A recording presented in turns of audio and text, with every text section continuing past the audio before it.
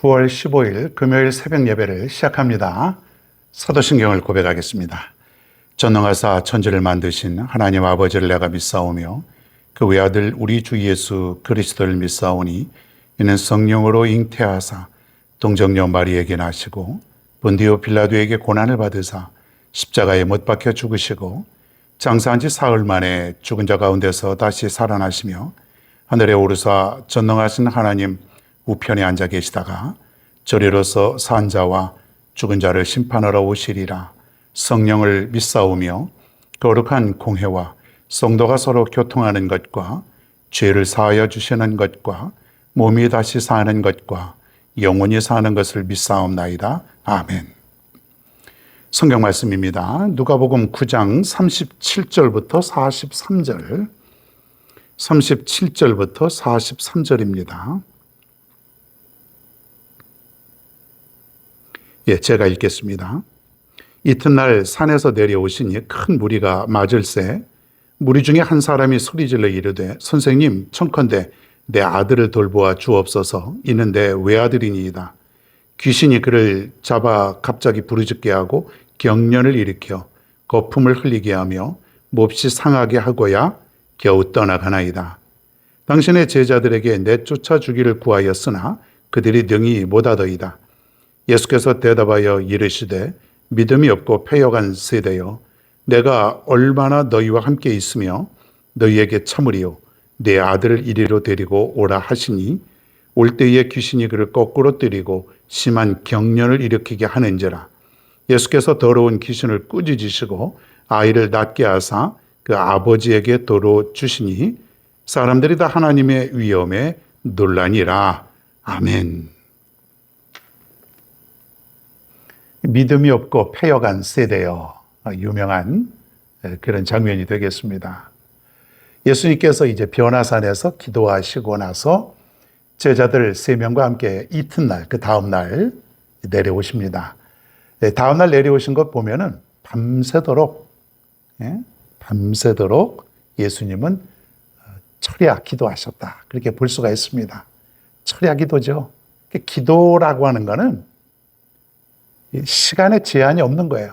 정말 내가 주님의 음성을 들을 때까지 계속해서 기도하는 거죠. 하나님은 그걸 보시는 거예요. 우리는 언제까지인지 모르잖아요.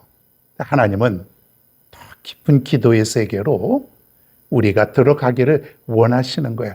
정말 깊은 세계, 깊은 곳에 가서 잡을 수 있는 물고기가 따로 있지 않습니까? 거기에 가야만, 더 깊이 들어가야만. 사람과의 관계도 그렇잖아요. 겉모습의 그 어떤 교제가 아니고 깊이 만날 수 있는 곳이 있어요. 깊은 교제. 그런 사람들이 평생 동안 이제 맺어지는 것 아니겠습니까? 기도도 마찬가지인 것 같아요. 우린 형식적이에요. 시간도 짧고 형식적이고 깊이가 없어요. 깊은 기도는 꼭 소리내서 하라는 거 아니에요. 우리가 어떤 소리에 어떤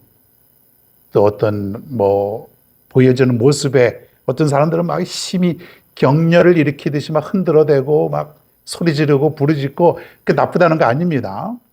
거기에 우리가 현혹될 수 있다는 거예요. 과거에는 그렇게 해야만, 거기다 막 방언까지 섞어가면서 해야만 이거 진짜 기도하나 보다, 믿음이 있나 보다, 그렇게 생각했잖아요. 아니에요. 성경은 절대로 그렇게 얘기하지 않습니다. 예수님도 소리내서 기도해 본 적, 성경에 그런 말이 어디 있어요? 깊이.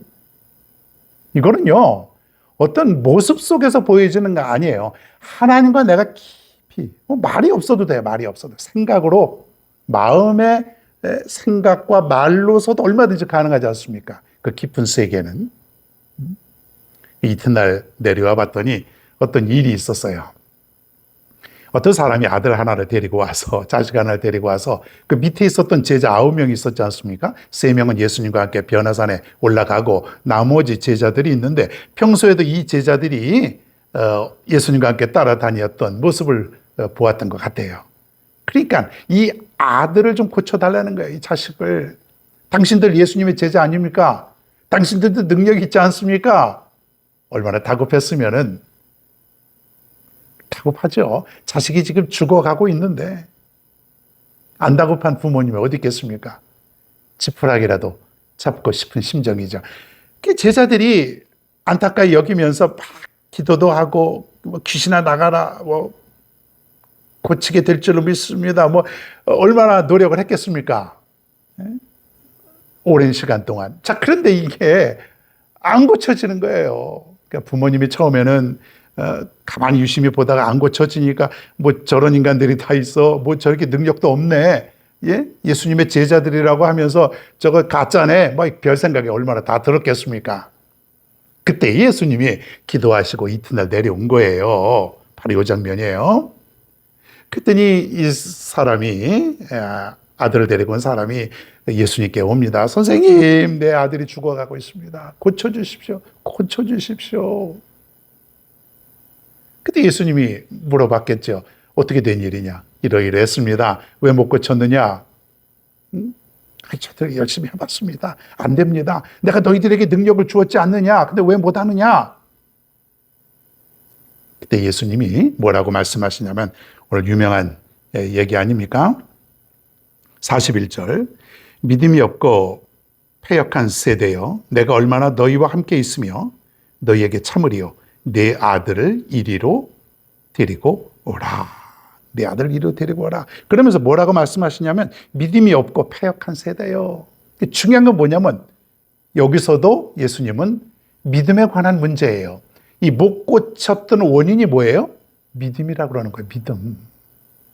믿음이 있으면 고쳐진다는 거예요. 여러분, 근데 이 믿음이 먼저 당사자의 믿음이 있어야 돼요. 근데 이 아들은, 이 자식은 지금 귀신 들려서 지금 정신이 완전히 나가서 당사자의 믿음이 지금 있을 수가 없는 상태죠. 그럴 때에는 다른 사람의 믿음, 부모님이나 또 친구들이나 그 중풍병자를 지붕을 뚫고 고쳤던 그런 사건도 있지 않습니까?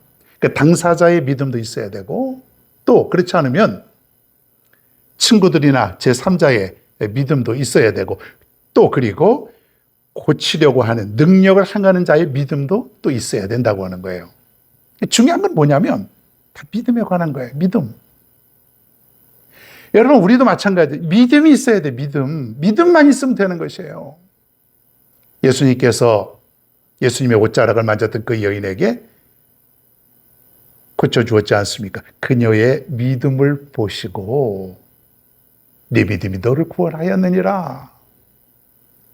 여러분, 우리에게도 이런 믿음만 있으면요 능력을 행할 수 있다는 얘기예요. 똑같습니다. 예수님의 제자들이 믿음이 없어서 못 고친 것처럼 우리에게도 믿음이 없으면 능력을 행할 수 없고 바로 믿음만 가지면 또 능력을 행할 수 있다는 얘기가 오늘의 핵심이에요. 여러분, 믿음을 가질 수 있기를 바랍니다. 이 믿음은 형식적인 그런 모습 속에서 나오는 것이 아니라 하나님과 깊은 관계가 형성이 될 때 순도 높은, 금 중에서도 순금이 있죠. 99.9% 막 이러잖아요. 순도 높은 하나님께 대한 나의 믿음은 100%, 0.1%의 의심도 없는 순도 높은 그 믿음, 온전히 신뢰할 수 있는 믿음, 한 번만 갖는 것이 아니라 내 삶 속에 계속해서 하늘이 무너진다고 할지라도 땅이 꺼진다고 할지라도 흔들리지 않는 그런 믿음, 이것이 있다면은 여러분 모두가 이러한 능력을 행할 수 있다는 거예요. 능력은 거기서 나온다는 거예요. 어디서요? 믿음. 하나님을 향한 믿음을 내가 가지고 살아갈 때에 능력이 나온다. 교회 부흥도 마찬가지예요. 여러분, 사람 숫자 몇 명 더 모였다고 교회가 부흥됐다. 이건 인간적인 생각이에요. 교회 부흥도 믿음을 가지게 되면은 부흥이 된다. 여기서 부흥은 한 사람의 전 인격적인 변화, 정말 제대로 믿음을 가지지 못한 사람들이 온전히 하나님께 그 전적인 믿음을 가지고 살아가는 그 놀라운 변화, 이게 여러분 진정한 부흥이라는 것입니다. 이런 사람이 나가서 복음을 증거할 때에 거기에 수많은 기적과 역사가 일어나는 것이에요. 베드로가 성령의 충만함을 받고 세상을 향해서 나가서 복음을 전할 때에 3,000명, 5,000명이 회개하는 역사가 일어나지 않았습니까? 이게 부흥이라는 거예요. 이게 부흥. 여러분, 보여주는 현상에 대해서 여러분이 판단하지 마시기를 바랍니다. 그게 진짜 아니에요.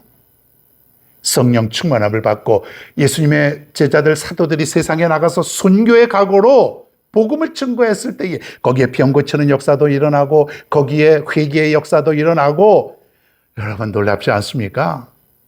로마라고 하는 나라가 그 기독교를 박해했던 그 거대한 로마 제국이 기독교를 받아들이는 놀라운 역사, 이게 여러분 부흥이라는 거예요.